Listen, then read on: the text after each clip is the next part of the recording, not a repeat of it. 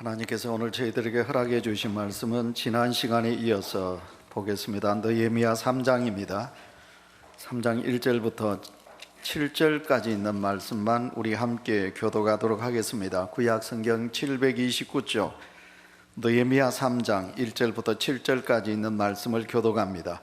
그때 대제사장 엘리야십이 그의 형제 제사장들과 함께 일어나 양문을 건축하여 성별하고 문짝을 달고 또 성벽을 건축하여 함메아 망대에서부터 하나넷 망대까지 성별하였고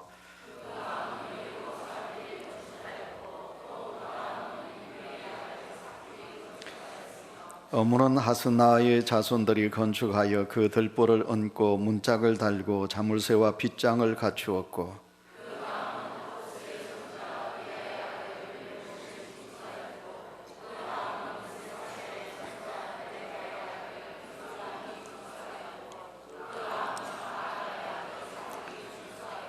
그 다음은 드고아 사람들이 중수하였으나 그 귀족들은 그들의 주인들의 공사를 분담하지 아니하였으며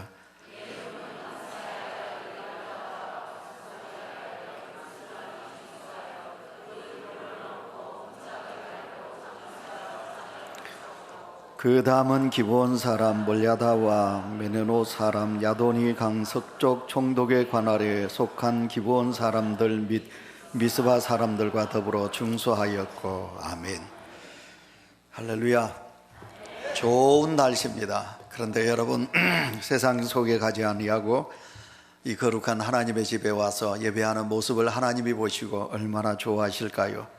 오늘 허락해 주신 말씀의 제목은 사역, 성공하는 사역의 세 가지 원리라, 그런 제목이 되겠습니다. 여러분 화면을 보시면 팔레토의 법칙이라는 것이 있습니다. 여러분 100년 전 이탈리아 경제학자가 팔레토인데, 이 팔레토가 세계를 지배하고 있는 19세기죠. 세계를 지배하고 있는 영국을 조사를 해봤습니다. 그랬더니 그 영국에 있는 나라의 그러니까 20%입니다. 그 20%의 그 리더자들이, 엘리트들이, 그러니까 열심히 살아가는 사람들이 80%의 영국의 사람들을 이끌어 가더라, 먹여 살리더라, 그 말이거든요. 그래서 이 팔레토의 법칙이라는 이 법칙의 책이 요즘은 80%와 20%의 책이다, 이렇게 이제 제목을 가지고 이야기를 하고 있습니다. 우리가 살고 있는 이 세상에 인구가 100%라면요, 그 100% 중에 20%가 80%를 먹여 살린다, 이 말이거든요. 더 우리가 이제 쉽게 이야기하면 우리 온유교회 성도들이 계십니다. 근데 우리 온유교회 성도들 중에 80%는 예배만 드리고 그냥 가신다는 거예요. 그런데 이제 우리 성도들 중에는 20%가 찬양대원도 되고 그 20%가 교회의 중추적인 역할을 한다는 거지요. 그래서 여러분 대부분 교회는 이 팔레토의 법칙에 따라서 여러분 20%는 교회에 충성하는 일꾼으로 충성하고요, 나머지 80%는 그냥 예배만 드리고 그렇게 돌아가는 성도로 구성이 되어 있다고 그럽니다. 오늘 우리 가정과 개인뿐만 아니라 교회와 국가에 20%만 서이고 80%는 그냥 버린다고 생각하면 얼마나 여러분 슬픈가요? 그 얼마나 80%의 그 낭비가 우리 속에 있는가요? 만일 나머지 80%를 다 사용할 수 있다면 이 세상에 못할 것이 어디 있겠습니까? 불가능한 일이란 없다고 생각이 됩니다. 저는 계속해서 지금 몇 주간 그 느헤미야서를 지금 묵상하고 있습니다. 여러분 오늘 3장 1절부터 7절까지 읽어보시면 도대체 이 말씀이 우리에게 무슨 말씀일까? 오늘 이 말씀이 우리에게 주는 말씀이 뭘까? 그렇게 생각되기도 하고요. 그러면 목사님께서 왜 계속해서 지금 느헤미야서를 우리에게 말씀하고 있을까? 생각이 깊고 또 영적으로 교회를 사랑하는 분들은 뭔가 여러분 이곳에서 놀라운 하나님의 뜻을 발견하게 되실 것입니다. 자, 오늘 이 본문 속에 여러분 느헤미야서를 우리가 3장을 읽으셨습니다. 여러분 1800km나 떨어져 있던 바벨론 땅에, 여러분 그 땅에 살고 있는 그곳에 노예로 잡혀가 있는 유대인들이 교회를 그리워하고 고국을 그리워하고, 그리고 그곳에서 태어난 느헤미야가 3세입니다. 할아버지 때 잡혀갔는데 그 아버지 아들, 그러니까 손자 3세가 느헤미야입니다. 자기는 고국을 잊을 만도 합니다. 유대나라 히브리 말을 잊어버릴 만도 합니다. 그러나 그 느헤미야는 하나님의 땅, 자기의 고국 유다 땅을 그리워합니다. 그래서 느헤미야는 이제 돌아오게 되는 거지요. 돌아와서 이제 예루살렘 성을 재건하게 됩니다. 근데 그 예루살렘 성을 재건하는데, 그러면 그들 중에 포로로 잡혀갔던 유대인들이 돌아왔는데, 그 유대인들 중에서 80%는 그냥 쉬고 20%의 사람들로 통해서 느헤미야 성, 그러니까 예루살렘을 성을 건축하느냐, 그게 아니라는 거예요. 근데 느헤미야는 놀랍게도 대부분의 유대인들을 동원해서 함께 예루살렘 성벽을 건축하게 되는 것입니다. 너도 나도 요즘 어렵다고 그럽니다. 어려운 시대입니다. 사정이 별로 좋지 않습니다. 개인도 그렇고 경제도 그렇고 국가도 그렇고 정치도 그렇고, 여러분, 모든 우리의 삶이 어려운 가운데 있습니다. 그렇다 보니 우리가 열정적으로 더 기도해야 될 때고요, 더 하나님을 의지해야 되는데, 혹시 여러분 어렵다는 그것 때문에 우리가 기도하는 일을 쉬거나 아니면 우리의 신앙의 열정이 식어지지는 아니한지요? 자, 오늘 우리는 이제 이 시대를 보면서 자꾸만 이제 자살률이 높아지고 가정이 깨어지는, 안타까운 이혼율이 높아지는 이런 어려운 시대 속에 우리는 살아가고 있습니다. 그렇다 보니까 오늘도 이 예배 참여한 우리 성도들 중에 혹시 포기하는 마음들이 여러분 속에 없으신가요? 여러분 가정을 포기한다, 내일에 대한 꿈을 포기한다, 여러분 일들을 포기하는 그런 안타까운 마음을 가지고 오신 성도는 이 자리에 아니 계신가요? 자, 여러분, 절대로 우리는 포기할 수가 없습니다. 우리는 내일을 포기할 수 없고, 우리는 우리 가정을, 내 자식을 포기할 수 없고, 우리 온유교회를 포기할 수 없어요. 내 믿음을 포기하시면 안 돼요. 오늘도 여러분, 우리의 믿음이 살아 역사해야 될 줄 믿습니다. 여러분, 우리는 절대로 내 가정을 포기할 수 없습니다. 지금 암으로 투병하고 있는 우리 권사님, 성도님이 계십니다. 여러분, 절대로 포기할 수 없습니다. 우리는 절대로 포기하면 안 되십니다. 자, 여러분, 우리나라를 생각해 보시길 바랍니다. 그럼 지금 우리나라를 포기해야 되나요? 여러분, 우리 땅을 포기해야 되나요? 요즘 이민을 가는 사람들이 많이 있다고 합니다. 우리나라의 모든 나라의 문제가 어려워서 희망이 없대요. 그래서 외국으로 가는 이들이 많이 있다고 합니다. 그래야 되나요? 그럴 수 없습니다. 어떻게 세운 나라인데, 이 나라가 하나님이 어떻게 축복해 주셨는데, 일부 예배 때도 그랬습니다. 여러분, 150년 전에 이 땅에 하나님이 암흑의 땅, 이 땅에 선교사들을 보내주셨습니다. 영국, 그리고 미국이라는 나라, 그 선교사들의 목사님들은 엘리트들이었습니다. 의사들이 그 병원을 그만두고 이 땅에 왔습니다. 그 미국이라는 나라, 그 세계를 지배하는 영국이라는 나라에 살면 그들은 편안하게 살 수 있습니다. 그 땅에서 얼마든지 떵떵거리면서 살 수 있습니다. 그러나 하나님의 명령에 의하여 그들은 어떻게 합니까? 이 땅에 온 것입니다. 그리고 이 땅에 하나님의 복음을 전했고, 이 땅에 하나님의 나라가 되었고, 그래서 우리의 부모들이 예수님을 믿었고, 그래서 오늘도 이 땅이 하나님의 나라가 되고 하나님의 복을 받았습니다. 그래서 얻어진 이 나라인데 어떻게 우리가 포기할 수 있겠습니까? 우리는 절대로 어려움 앞에 포기하는 자, 그건 세상 사람들이 하는 거지요. 우리가 하나님을 믿는 하나님의 백성은 우리가 포기할 수가 없는 거지요. 그렇다면 오늘 느헤미야가 그런 어려운 가운데, 우리와는 상황이 다릅니다. 70년 포로 생활하다가 돌아왔더니 모든 것이 무너졌는데, 그래도 그 황폐한 그 땅을 어떻게 합니까? 다시 재건하게 되고 성벽을 재건합니다. 자, 그러면 느헤미야가 이렇게 성공적인 예루살렘 성벽을 재건할 수 있었던 것은 원리가 뭘까? 세 가지. 첫째가 뭐냐면, 첫째는 동기부여의 그 원칙이 있습니다. 느헤미야는 자기 백성들에게 예루살렘 성벽이 건축되어야 하는 이유를 이야기합니다. 백성들이 자기 문제에 빠져서 하나님의 역사를 가로막는 일은 잊지 말아야 된다. 자, 우리는 그렇게 생각해 봅니다. 일반적으로 어떤 일이 좋고 필요하다고 해서 사람들이 그냥 동의합니까? 그냥 여러분 참여합니까? 그렇지 않습니다. 대부분 보면 이해관계가 얽혀 있습니다. 그러면 이해관계가 얽혀 있다는 뭔가 하면은, 자기에게 뭔가 덕이 될 때, 자기에게 이윤이 있을 때는 참여하게 됩니다. 그런데 자기와는 상관이 없다 그러면 참여하지 않습니다. 여러분, 절대로 참여하지 않습니다. 의분을 가진 우리 권사님이 지나가시다가 경찰이 잘못한단 말이에요. 아니면 누군가가 잘못한단 말이에요. 그러면 따집니다. 그러면 옆에 있는 집사님이 당신이 무서 잘났다고 막 됐다 가자, 우리하고는 상관없다. 그러나 여러분, 예수 그리스도를 믿는 성도는 그래 되지 않아야 되죠, 그죠? 그런데 오늘도 우리가 살아가는 이 땅에서 나하고 이해관계를 이야기해서 나하고는 관계가 없으면 우리는 참여하지 않는 것이 대부분 사람들의 마음입니다. 그랬는데 여러분, 오늘도 하나님께서 느헤미야에게 주신 말씀이 뭐냐? 하나님께서 느헤미야에게 주신 말씀은 오늘도 이 성벽을 재건하는 것은 이것은 하나님이 기뻐하시는 일이다, 하나님의 일이다. 그래서 느헤미야가 이스라엘 백성들에게 동기부여를 주는 것이에요. 여러분, 바벨론의 포로로 잡혀갔다고 왔어요. 자기 집을 지어야 되잖아요. 바벨론의 포로로 잡혀갔다고 돌아왔더니 땅이 없는 거예요. 내일 먹을 것이 없는데 자기 농토를 가꾸어야 되잖아요. 근데 거기에 동기부여 얼마나 힘들까요? 내 집을 지어야 됩니다. 내 집 짓는 게 더 시급합니다. 내가 내일 먹을 양식이 없는데, 우리 자식들이 지금 굶고 있는데, 지금 성벽 재건한다? 근데 여러분, 그들에게 하나님의 일을 이야기합니다. 우리 성경을 1장 10절에 보십니다. 다 같이 읽습니다. 시작. 이들은 주께서 일찍 큰 권능과 강한 손으로 구속하신 주의 종이요 주의 백성이니이다. 아멘. 아멘 소리 크게 하셔야 합니다. 여러분, 주의 종입니다.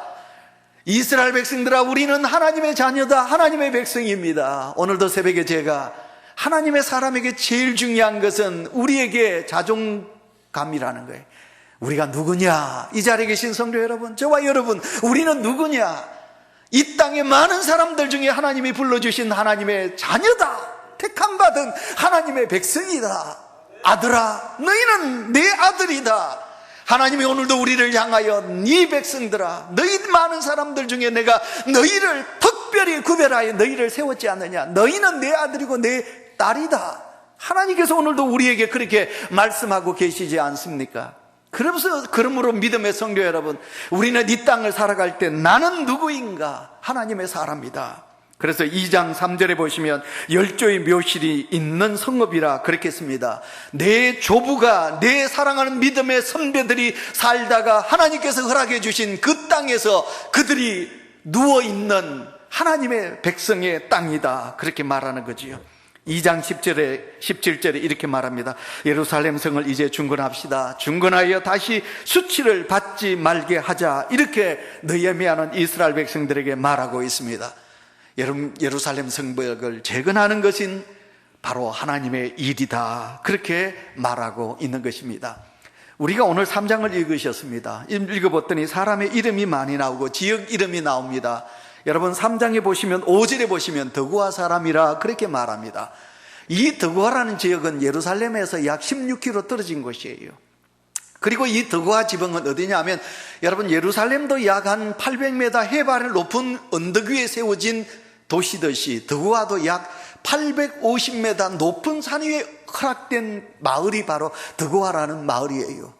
그러니까 드고아 사람들이 구태여 예루살렘까지 와서 예루살렘 성벽 재건할 필요가 없어요. 자기 집 지어야 돼. 자기 드고아의 성벽을 재건하는 일을 해야 돼요. 그러나 느헤미야는 이것은 하나님의 일입니다. 하나님의 일입니다. 여러분, 그렇게 말하고 있습니다. 왜 그 일을 참여해야 되는 이유가 무엇입니까? 그것은 하나님의 일이기 때문에 그렇습니다. 사랑하는 성도 여러분, 오늘도 우리의 자녀를 양육합니다. 오늘도 여러분, 우리의 자녀를 양육한다는 것은 내 자식이기 때문에 양육한다, 맞는 말입니다. 그러나 여러분, 믿음이 더 깊어지면 어떡합니까? 내 자식이기도 하지만 하나님께서는 내 몸을 빌어서 하나님의 아들로 하나님이 주신 아들이라, 내 딸은 누가 뭐래도 하나님이 나에게 선물로 주신 하나님의 자식이라. 여러분, 이런 믿음을 가지시면 얼마나 우리의 자녀들을 더 아름답게 위하여 믿음으로 양육할까요? 오늘도 우리가 살아가는 이 땅을 생각해 보세요. 제가 조금 전에도 말씀드렸습니다. 어찌 이 땅을 포기할 수 있겠습니까? 오늘도 제가 일부 예배 때 그랬습니다. 제가 기도하고 찬양대, 시온 찬양대에 찬양할 때 제가 뒤에 앉아서 우리 찬양대원들을 이렇게 보고 있으면서 너무 기특하다, 너무 아름답다. 왜냐하면 지난주는 일부 예배 때 우리 교인들이 좀 많이 결혼식 때문에 많이 앉아 계셨어요. 근데 오늘은 별로 없었어요. 오늘은 우리 안내 그 헌금위원들까지 합하면 한 10분? 그러니까 오늘 그 일부 예배에 참여한 분은, 예배를 위해서 참여한 분은 5분밖에 안 돼요. 근데 그 5분을 보고 시온 찬양대가 찬양하는 거예요. 아침 7시부터 왔어요. 그러면 여러분, 만약 우리가 그 5분의 사람들, 성도들 때문에 찬양하나요?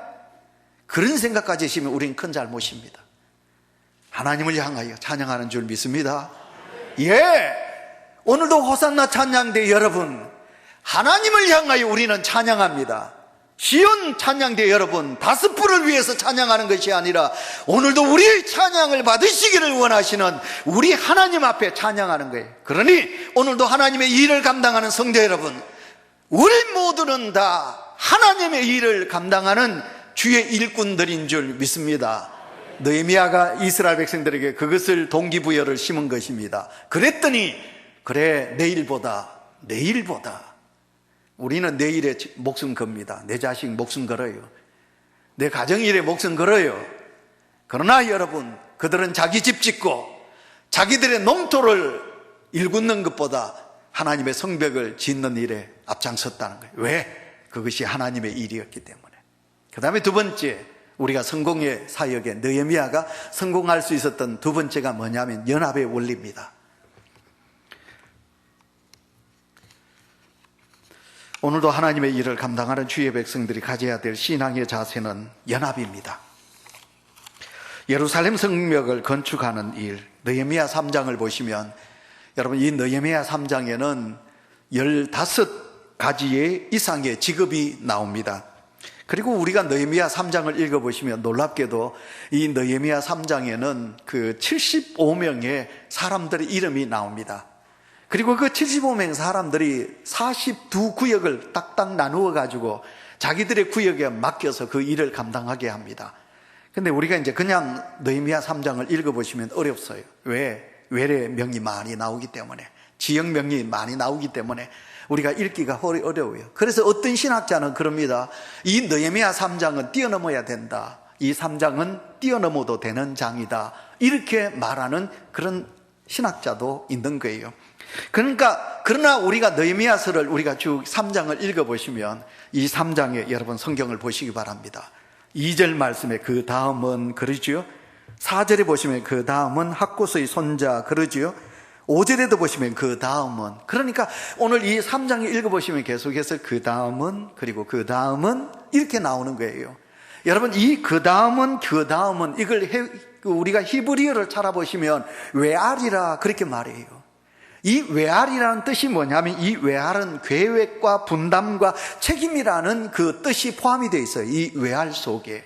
그러니까 여러분, 75명의 사람들 중에 분담 42구역으로 나누어서 분담한 거예요. 42구역으로 분담해가지고 그들에게 각각 그들의 책임의식을 심어주는 거예요. 그래서 그 일을 감당하게 되는 것입니다. 75명의 이름이 오늘 본문 속에 등장하는데 그들은 한 사람도 여러분 그 일에 대해서 소외되거나 또 그 일을 무시하거나 그 책임을 소홀히 하는 사람이 없더라, 그런 말이에요.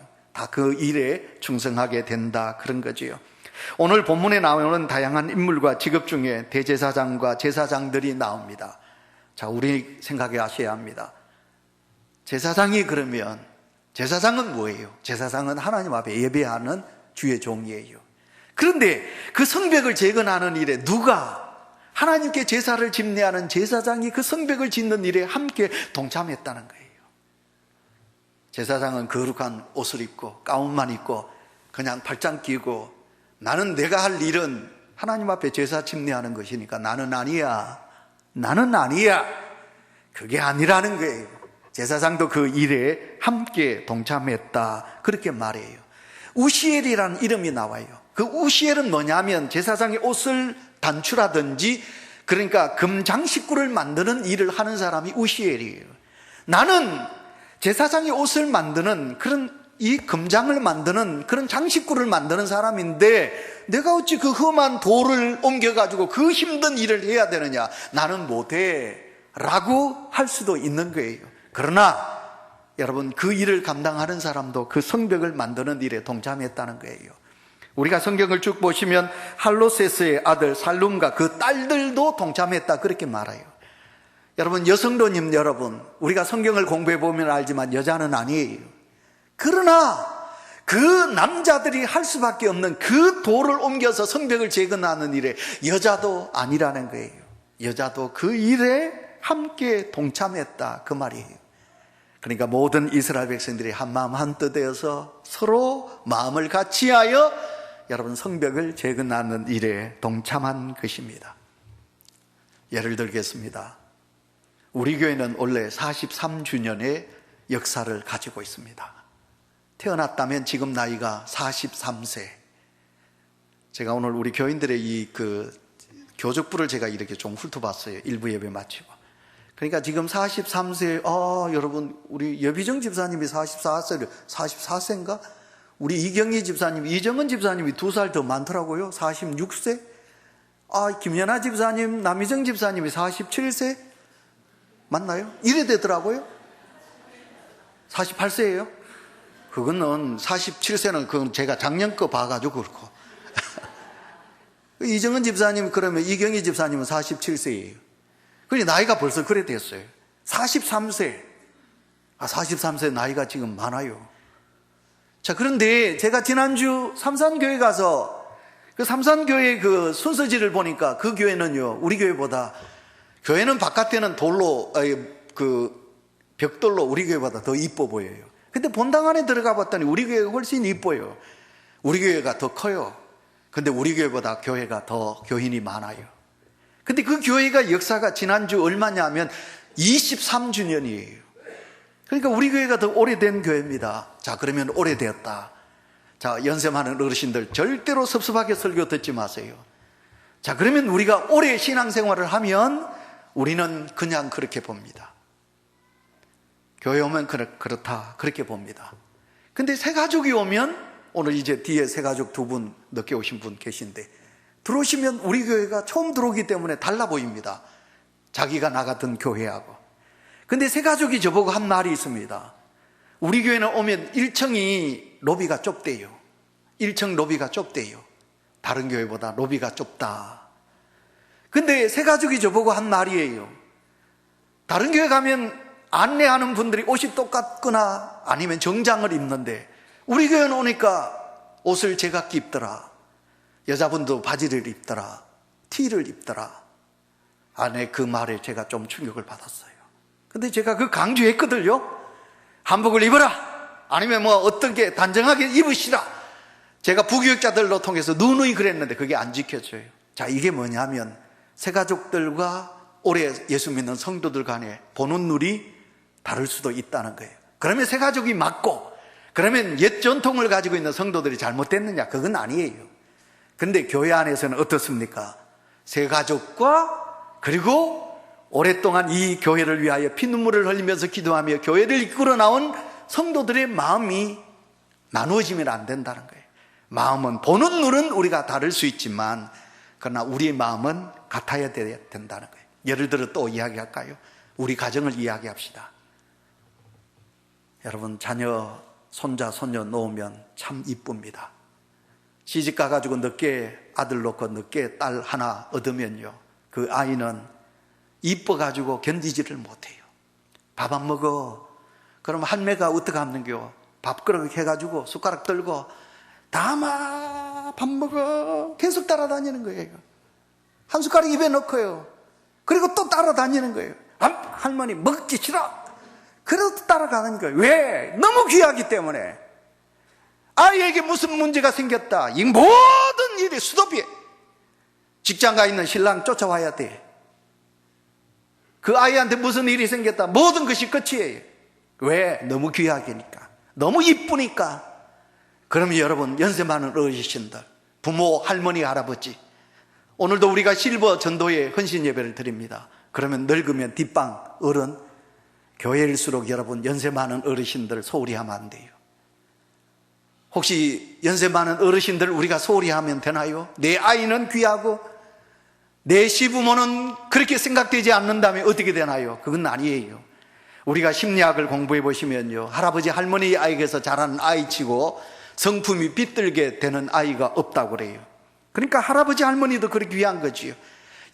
자식이면 어떻습니까? 우리 부모가 이렇게 애쓰고 수고한다, 새벽마다 기도하러 가신다, 아침이 되면 아빠가 6시 일어나셔서 출근하신다, 내 아빠가 이렇게 고생하시는데 그래 내 열심히 공부해야지. 자녀의 도리로서는 어떻게 됩니까? 열심히 공부하는 거예요. 아내는 아내대로 여러분 긍금절약하면서 알뜰하게 살아야 되는 거예요. 남편은 내 아내와 내 자식들을 생각하며 회사 성실하게 다녀야 돼요. 이래서 드디어 화합하며 가정이 이루어지게 되는 거지요. 이게 연합의 정신입니다. 성경 보겠습니다. 전도서 4장 9절에서 12절 다 같이 읽습니다. 시작. 두 사람이 한 사람보다 나으면 저희가 수고함으로 좋은 상을 얻을 것임이라. 두 사람이 함께 누우면 따뜻하거니와 한 사람이면 어찌 따뜻하랴. 한 사람이면 패하거니와 두 사람이면 능히 당하나니 삼겹줄은 쉽게 끊어지지 아니하느니라. 아멘. 여러분, 성경에서 그럽니다. 여러분, 세 겹줄은 끊어지지 않는다. 여러분, 우리가 함께 합하면 두 사람이 누우면 따뜻하다. 어찌 두 사람이 함께하면 절대로 적들이 우리를 넘어뜨리지 못한다. 한 사람이면 지지만 그러나 두 사람이면 패하지 않는다. 성경은 연합의 원리를 우리에게 말씀하고 있습니다. 여러분, 일본과 우리의 차이가 뭡니까? 일본 사람을 우리는 이야기하기를 밀가루라 그래요. 우리는 모래라고 그래요. 여러분, 밀가루, 모래 한 알로 치면 밀가루는 훌 불면 날아가 버려요. 모래는 날아가지 않아요. 근데 여러분, 그 밀가루에 물을 부으면 딱 연합이 되어서 굳어져요. 떡을 만들어요. 칼국수를 만들어요. 근데 모래에다가 물을 부으면 모래는 쉽게 내려가요. 그러면 모래를 딱 굳게 연합하려면 어떡합니까? 시멘트가 있어야 돼요. 그래서 우리 한국인에게는 시멘트 역할을 하는 뭡니까? 지연, 고향까마귀. 고향까마귀 같으면 그 사람이 죽을 죄를 지어도 그 사람 잘못한 게 없어. 학연, 고려대 나왔다, 해병대 출신이다, 무슨 죄를 지어도 그 사람 괜찮아.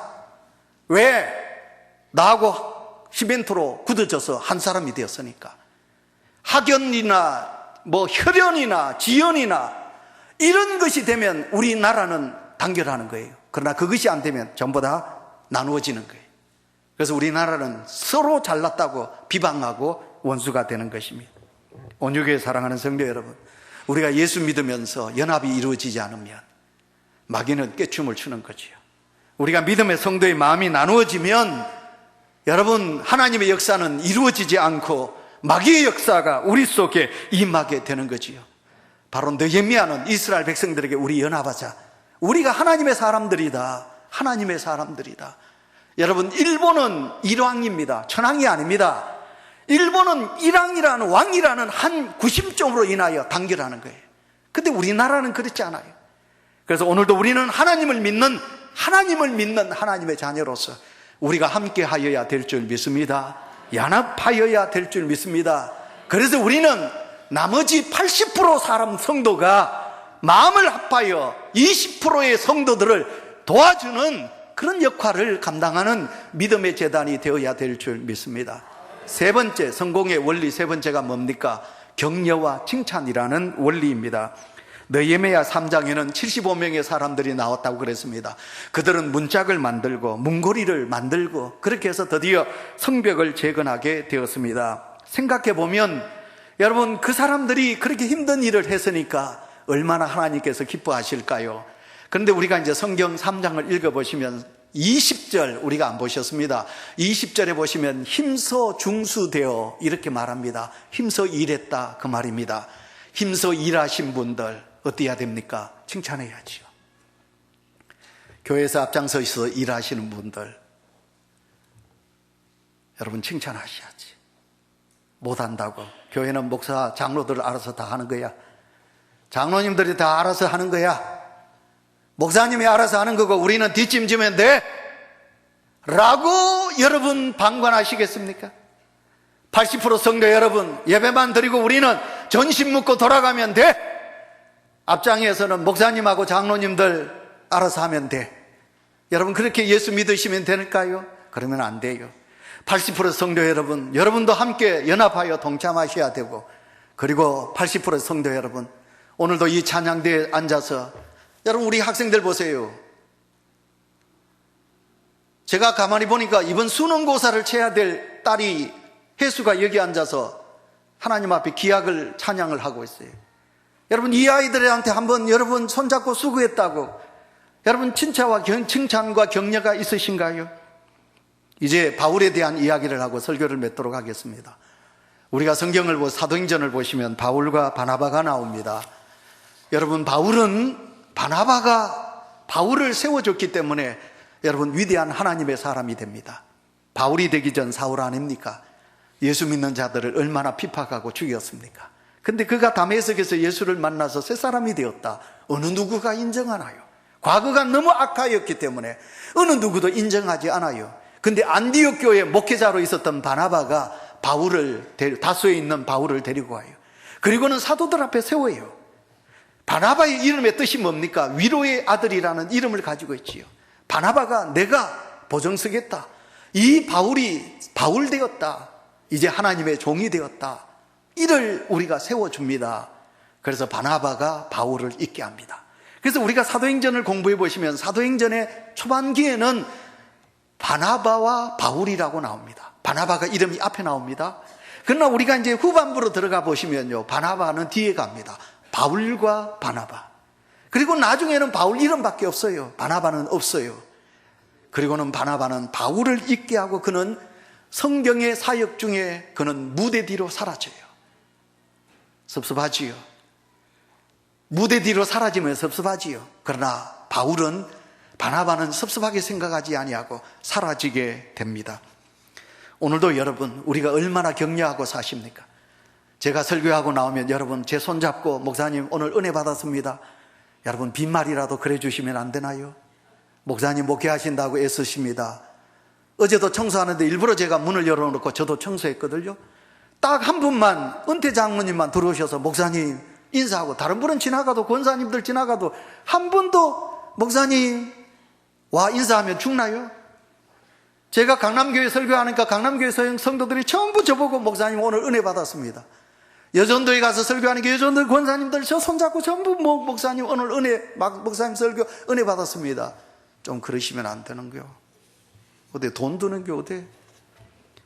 저뿐만 아니라 우리 교회 안에 한번 여러분 방송실에 올라가시면 좋겠습니다. 무더운 날 저 바깥에서 안내하는 우리 장로님, 지사님들, 저는 그분들을 볼 때마다 저 무더운데 저 차량 안내 얼마나 힘드네요. 차에 내려가지고 아이고 장로님, 집사님 수고합니다. 너무 애쓰십니다. 여러분 그런 말씀 좀 하시면 안 되나요? 왜 안 되시나요? 우리는 주님의 격려가 있었기에 이 자리에 있잖아요. 아멘이십니까? 다 같이 아멘. 우리는 주님의 격려 아니었다면 우리는 이 자리에 있을 수가 없어요. 주님이 우리를 칭찬하셨어요. 주님이 우리를 위로하셨어요. 그래서 오늘도 우리는 이 자리에 있는 거예요. 그러면 주님의 위로와 주님의 격려가 오늘 나를 있게 했다면 왜 오늘도 우리는 하나님을 위하여 애쓰고 수고하는 하나님의 일꾼들, 아무 사례도 받지 아니하고 하나님의 제단에서 충성하는 우리 장로님 등 한번 두드려 드리면서, 장로님 제가 오늘 커피 사겠습니다. 장로님 참 애써 주셔서 감사합니다. 왜 그럴 수 없나요? 자, 이제 말씀을 맺으면서 사랑하는 성도 여러분, 지금까지 우리는 여러 가지의 많은 포기하고 싶은 마음들이 우리 속에 있었을 것입니다. 내가 그렇게 열심히 일했던 직장 포기하고 싶고, 아니면 우리의 젊은이들이 꿈을 포기하고 싶은 그런 안타까움이 우리에게 있을 것입니다. 병을 치료하시는 우리 연약한 성도 여러분, 내 병이 너무 깊어지는 것 같아서 나는 포기하고 싶다고 생각되는 그런 마음들이 있었을 것입니다. 그러면 여러분 하나님께 여쭈세요. 하나님께 물으세요. 하나님, 내 포기해도 됩니까? 물으세요. 왜냐하면 우리가 하는 일이 하나님의 일이기 때문에 그래요. 내가 하는 일이 하나님의 일이기 때문에 그래요. 그렇다면 하나님께 물어야지. 주인 되시는 하나님께, 하나님, 내 몸 포기해도 되나요? 하나님이 나를 만드셨잖아요. 포기해도 되나요? 라고 하나님께 물으셔야 돼요. 여러분 직장, 여러분의 내일 꿈을 포기하기 전에 하나님께 물으셔야 돼요. 하나님, 내 일을 포기해도 됩니까? 하나님이 나를 세워주셨는데 내가 하나님께 묻겠습니다. 하나님, 포기해도 된다 그러면 제가 포기하겠습니다. 예, 온유교회 성도 여러분, 하나님께 물으세요. 하나님께 물어서 하나님이 그래, 포기해도 된다 그러시거들라 여러분 포기하세요. 그렇지 않는다면 우리는 하나님의 일이기 때문에, 나는 하나님의 사람이기 때문에 절대로 포기하지 마시고 끝까지, 성공할 때까지, 이룰 때까지 달려가는 우리 온유의 성도들이 되시기를 축원합니다.